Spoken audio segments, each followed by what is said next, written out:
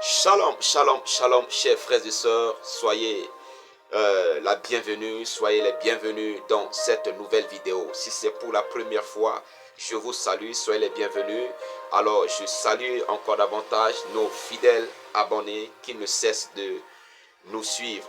Alors que Dieu vous bénisse, que Dieu vous fortifie. Je vous prie comme d'habitude de nous aider, puisque la parole de Dieu nous demande de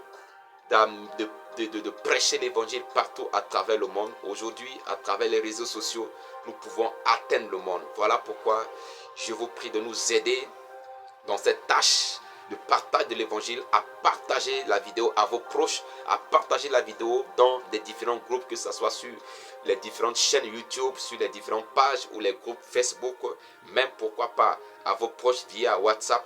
Partagez la vidéo, pas pour me faire du bien, mais pour encourager. Mais avant de partager la vidéo, suivez la vidéo du début jusqu'à la fin. Soyez rassurés d'être édifiés, d'être encouragés avant de partager la vidéo. Que Dieu vous bénisse. Pour ceux qui ne me connaissent pas encore, je suis votre frère, votre serviteur, le pasteur Roche Euseb Cézin. Alors aujourd'hui, je vais parler de la volonté de Dieu. La volonté de Dieu. Waouh! Waouh! On a l'habitude de parler de la volonté de Dieu, la volonté de Dieu, la volonté de Dieu. Mais nous oublions parfois que nous oublions ce que la volonté de Dieu renferme. Ou encore, je dirais peut-être les étapes ou bien les niveaux. Parce que quand je parle des étapes, c'est comme un escalier. Mais je vais dire tout simplement que la volonté de Dieu a deux niveaux. À deux niveaux. Et il est très important de comprendre cela.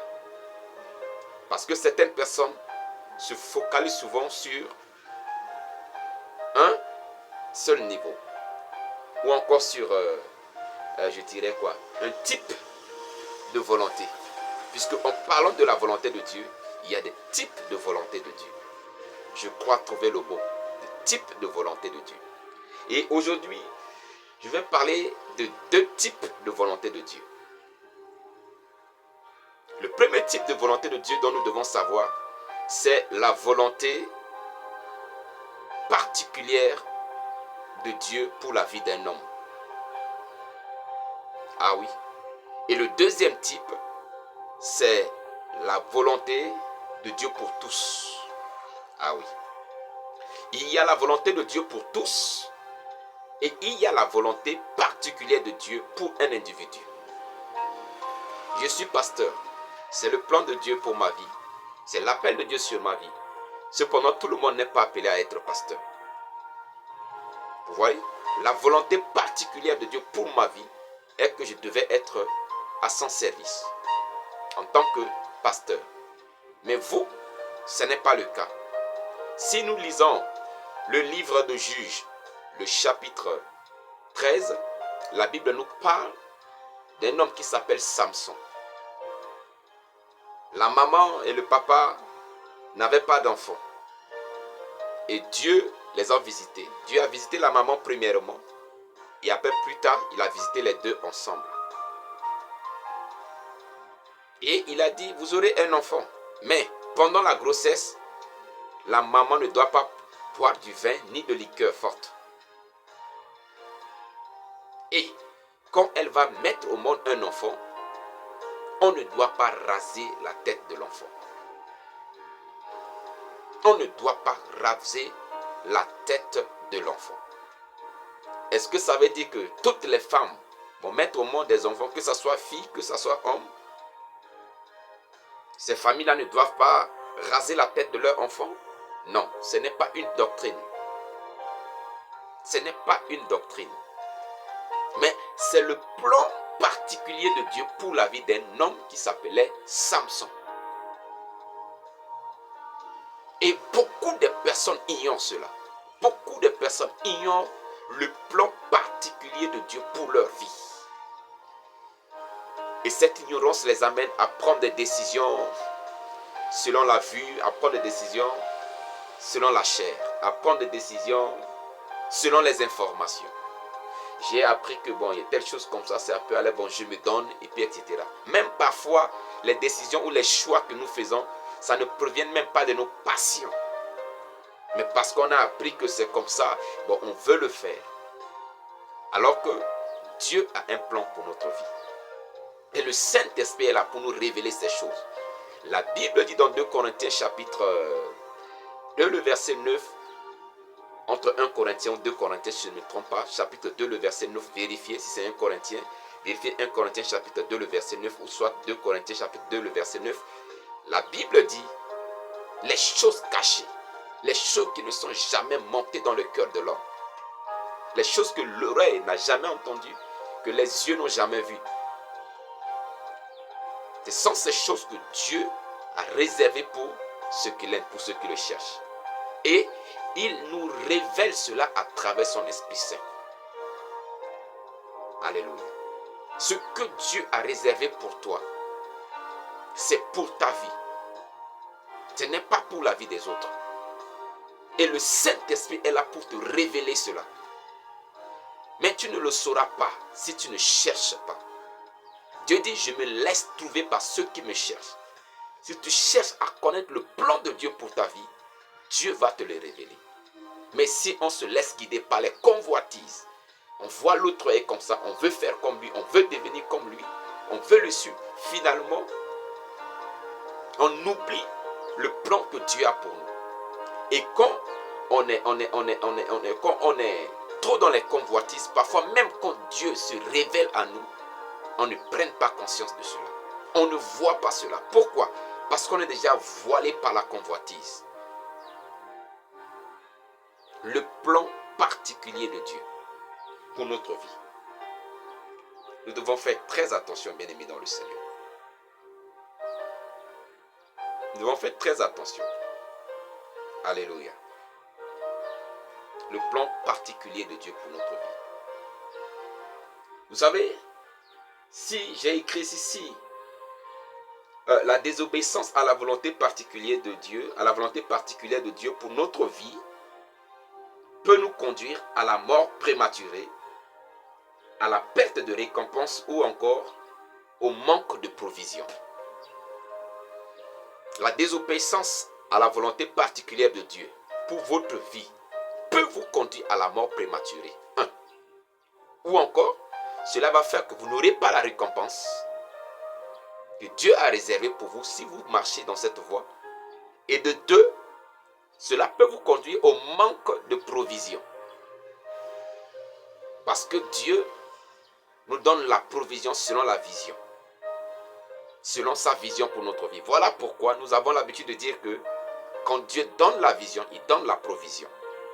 Mais si vous ne marchez pas selon la vision de Dieu, vous allez manquer de provision. Parce que Dieu ne va pas vous donner la provision dans votre désobéissance. Dieu ne va pas vous donner la provision dans votre rébellion. Non. Dieu ne fonctionne pas ainsi.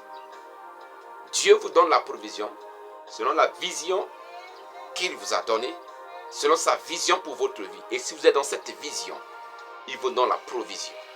Et la provision, c'est un accompagnement pour vous accompagner dans votre destinée ou dans le plan de Dieu pour votre vie.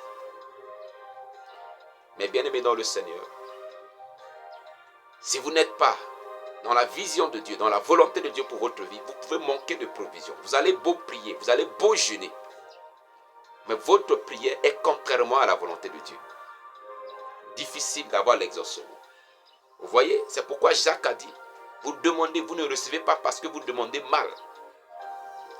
Vous demandez selon vos convoitises pour satisfaire vos penchants. Alléluia. Et dans Jean a dit, nous savons tous que Dieu n'exauce pas le pécheur. Mais si quelqu'un l'honore et fait sa volonté, celui-là, Dieu l'exauce. Celui-là, Dieu l'exauce.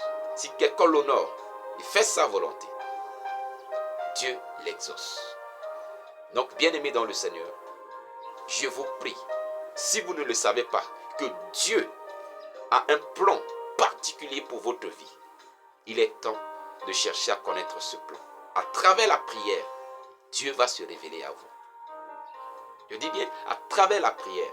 On m'avait raconté, il y a de cela quelques années en arrière, on m'a raconté le témoignage d'une servante de Dieu, une prophétesse qui a une église. Une grande église, bon, quand je dis une grande église, une grande assemblée plutôt, avec beaucoup de membres. Et un jour, elle a fait, je pense qu'elle a fait 25 années dans ce service-là, dans ce travail-là. Et un jour, elle a décidé de se retirer pour une retraite personnelle, pour prier pour sa vie. Et Dieu lui a dit qu'il n'est pas avec elle dans cette entreprise-là. Il a dit, mais comment? Dieu lui a dit clairement qu'il n'est pas avec elle. Il ne l'a pas mandaté à créer ou bien ouvert une assemblée. Dieu lui a dit clairement. Et elle a été obéissante. Elle est partie, elle a soumis cette assemblée à un autre homme de Dieu que Dieu lui a révélé. Je ne suis pas en train de parler du débat de femmes dans le ministère, non. Mais je parle du plan personnel, du plan particulier de Dieu pour sa vie. Dieu a dit que je ne t'ai pas appelé à fonder une assemblée. Ce n'est pas mon plan pour ta vie. Combien ont créé des assemblées aujourd'hui? Bon, j'utilise le terme courant. Combien ont créé, ont ouvert des églises aujourd'hui? Pas selon l'orientation de l'Esprit de Dieu, mais parce qu'ils sont rebelles aux autorités spirituelles que Dieu a mis au-dessus d'eux. Parce qu'ils ne sont pas soumis, parce qu'ils ne veulent pas se soumettre. À cause d'argent, parce qu'on ne me paye pas bien, on ne me gère pas bien, je vais aller créer pour moi. Combien? Bien-aimés dans le Seigneur, si vous êtes sur ce chemin-là, repentez-vous. Revenez à Dieu et Dieu reviendra à vous.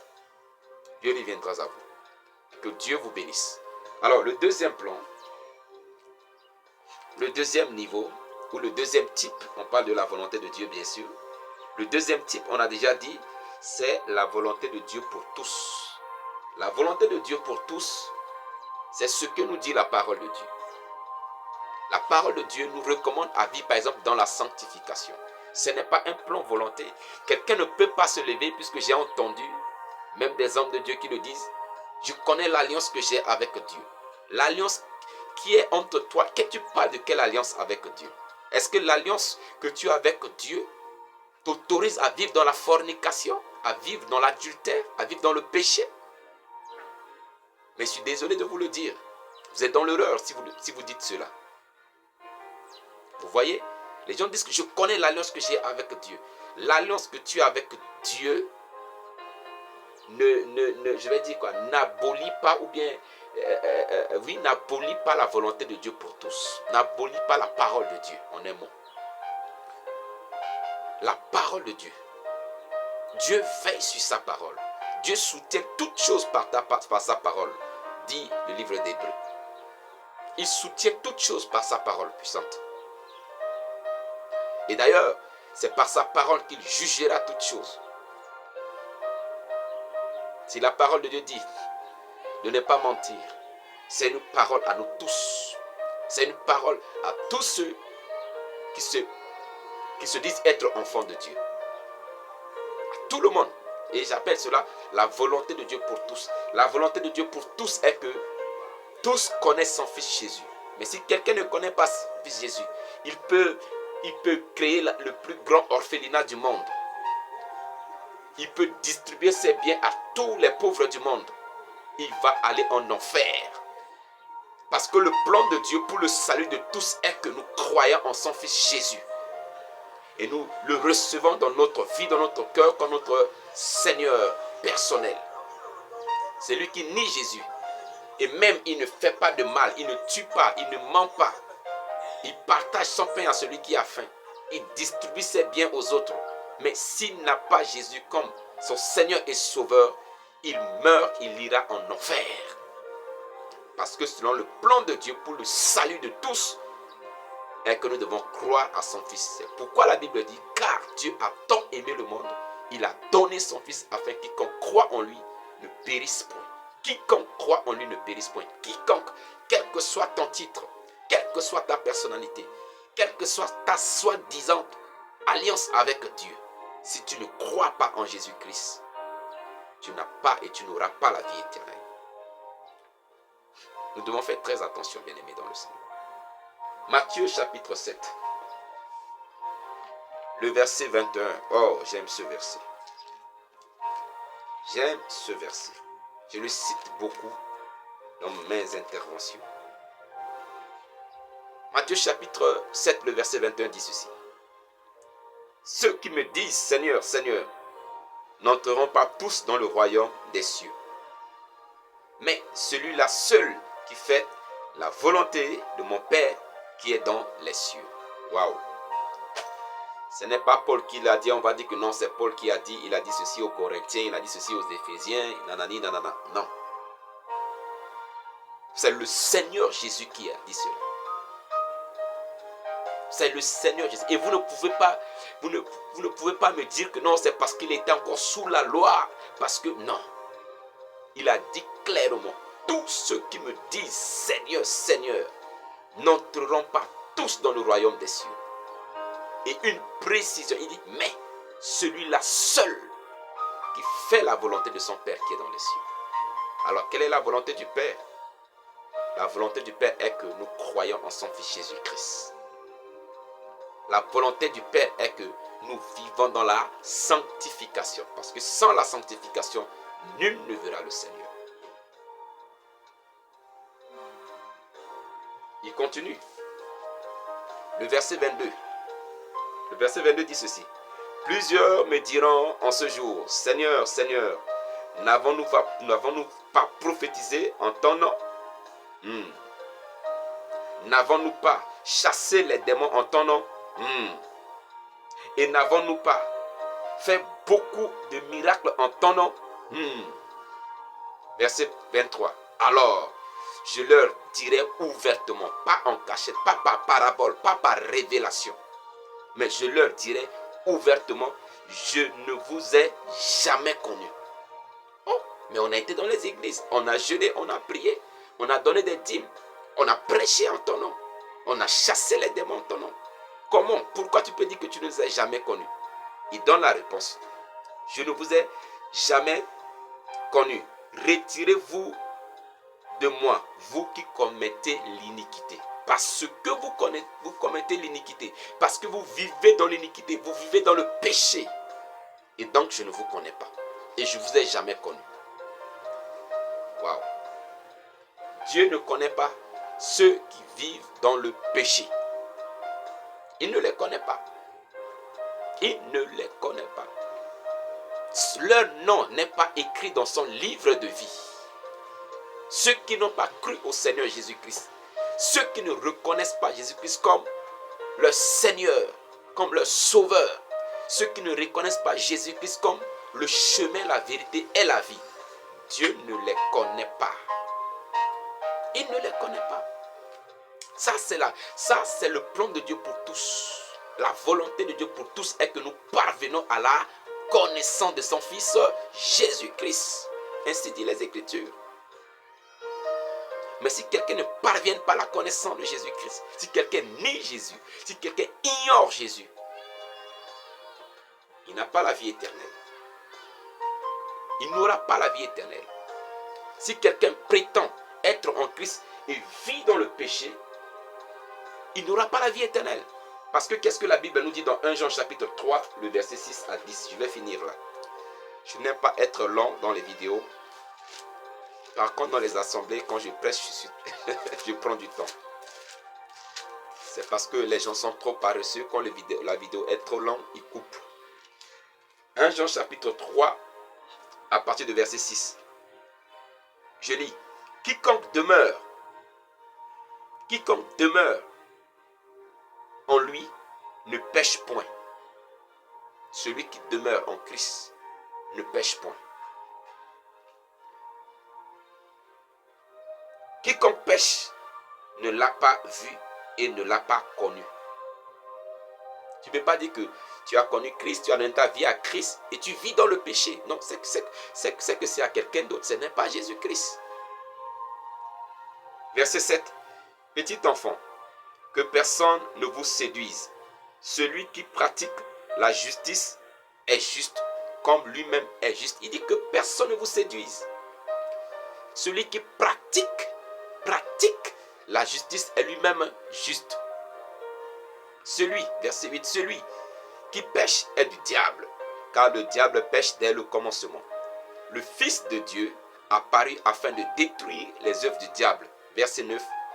Quiconque est né de Dieu ne pratique pas le péché, parce que la sémence de Dieu demeure en lui, et il ne peut pécher parce qu'il est né de Dieu. Il s'agit là du péché volontaire. Tu sais que ça, ce n'est pas bien, et tu le fais, c'est que tu n'es pas né de Dieu. Tu sais que ça, c'est un péché. Tu sais que la parole de Dieu interdit cela, mais tu le fais. Tu n'es pas de Dieu, tu es du diable. Mais si tu tombes par erreur, tu tombes, mes gars, la Bible dit le juste tombe 7 fois, il se relève.